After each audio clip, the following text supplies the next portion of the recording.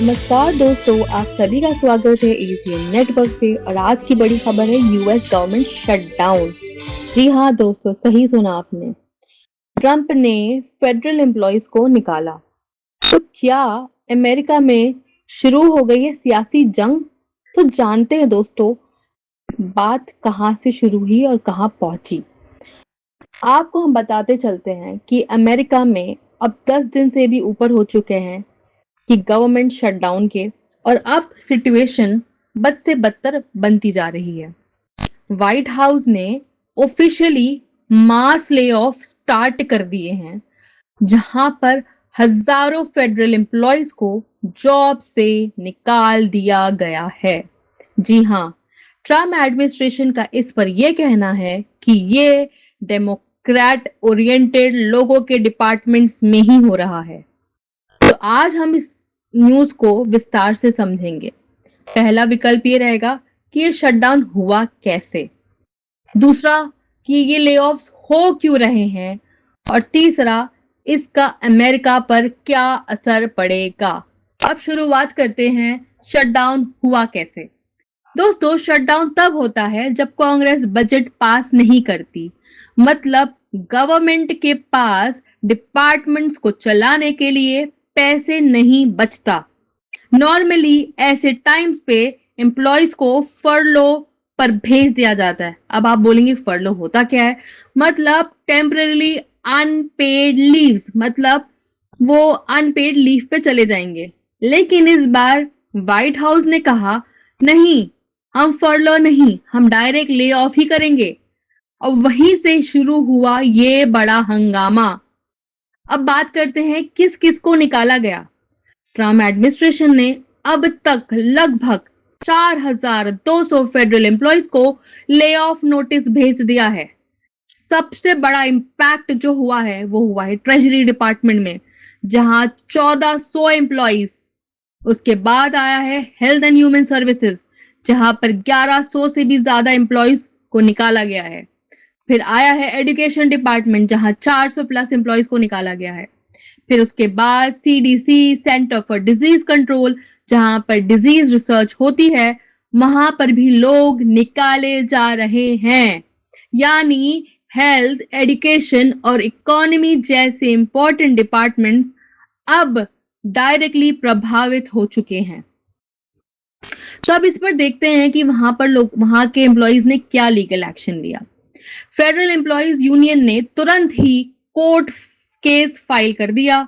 उनका कहना यह है कि शटडाउन के टाइम पर किसी को परमानेंटली निकालना इलीगल है, गैर कानूनी है। लॉ के हिसाब से रिडक्शन इन फोर्स यानी ले ऑफ से पहले कम से कम 30 से या 60 दिन का नोटिस देना जरूरी है, कंपलसरी है। लेकिन एडमिनिस्ट्रेशन क्या कह रही है कि ये सिचुएशन इमरजेंसी वाली है और ये एक्शन हमारा बहुत ही ज्यादा जरूरी और इस सिचुएशन को मद्देनजर रखते हुए लिया गया है। अब इस पर आता है ट्रंप का बहुत बड़ा सा बयान। ट्रंप ने अपने स्टेटमेंट में ये कहा, हम सिर्फ उन डिपार्टमेंट्स में कट कर रहे हैं जो डेमोक्रेट एजेंडा से जुड़े हुए हैं। और यहीं पर सब बवाल मच गया। उनका ये बोलना था कि ये सब ब्यूरोक्रेसी कम करने और टैक्स पेयर्स के पैसे बचाने के लिए करा जा रहा है। लेकिन डेमोक्रेट्स ये कह रहे हैं कि ये पॉलिटिकल रिवेंज जैसा है। एक तरफ देश में पब्लिक सर्विसेज बंद हो रही हैं, दूसरी तरफ एम्प्लॉयज अपनी नौकरी के लिए कोर्ट और लीगल एक्शन में सहारा लेके लड़ रहे हैं। अभी देखते हैं इसका असर क्या पड़ने वाला है। अब इस शटडाउन का इम्पैक्ट सिर्फ गवर्नमेंट तक नहीं बल्कि पूरी अमेरिका पर पड़ रहा है। IRS और टैक्स सर्विसेज बहुत ही ज्यादा धीमी गति से चल रहे हैं, जहां एजुकेशन और हेल्थ डिपार्टमेंट्स के भी कई सारे काम रुक से गए हैं। सीडीसी जैसी हेल्थ एजेंसी के साइंटिस्ट तक को भी घर पे बिठा दिया गया है। मतलब अगर कोई बड़ी महामारी का आउटब्रेक होता है तो रिस्पॉन्स रेट बहुत ही ज्यादा धीमा रहने वाला है। एक्सपर्ट्स कह रहे हैं अगर ये शटडाउन लंबा चला तो इकोनॉमी को भी बड़ा तगड़ा नुकसान हो सकता है। अब देखते हैं दोस्तों आगे क्या हो सकता है। आगे हमें 3 विकल्प मिलते हैं। या तो पहले कांग्रेस बजट पास कर दे और अपने एम्प्लॉयज को वापस ले आए, या फिर शटडाउन और लंबा चले और ले ऑफ की फेरिस्त बढ़ती चली जाए, या फिर कोर्ट ट्रम्प एडमिनिस्ट्रेशन के एक्शन पर रोक लगा दे।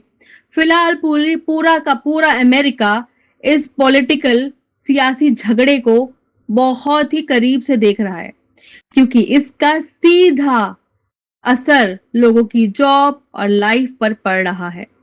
दोस्तों, अगर आपको ये बात और ये न्यूज, अमेरिका की इनसाइड न्यूज पसंद आई हो तो आपको हमारे चैनल को सब्सक्राइब करना चाहिए, ये वीडियो को अपने दोस्ती और फैमिली में शेयर करना चाहिए और अपनी राय कमेंट बॉक्स में जरूर लिखनी चाहिए। आपका क्या कहना है, अमेरिका जैसी बड़े देश की इकोनॉमी में जब ऐसा शट डाउन हो रहा तो आपकी क्या राय है।